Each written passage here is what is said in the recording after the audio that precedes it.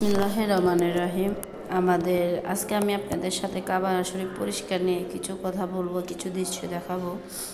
এখানে কাবা একটা সাইড ফ্লোরগুলা টাইলসটা কেমন হয়ে গেছে, আমাদের বাঙালি পাকিস্তানি কাজ করতেছে। এখানে আমরা এতটা মানুষ আছি, সাথে বাচ্চা থাকে, চকলেটের প্যাকেট পালায়, অনেক কিছু পালায়।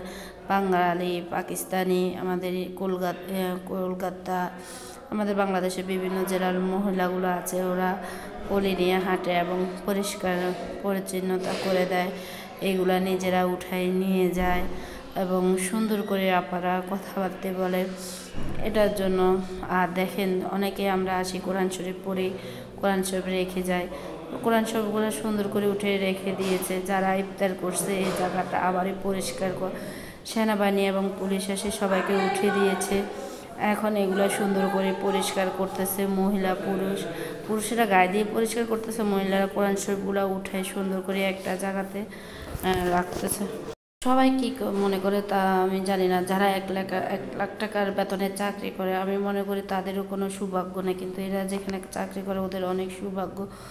ওরা আল্লাহ পাক ঘর পরিষ্কার পরিচ্ছন্নতা করতেছে, সেবামূলক কাজ করতেছে। আর এই পর্যন্ত আজকে আপনাদের জন্য।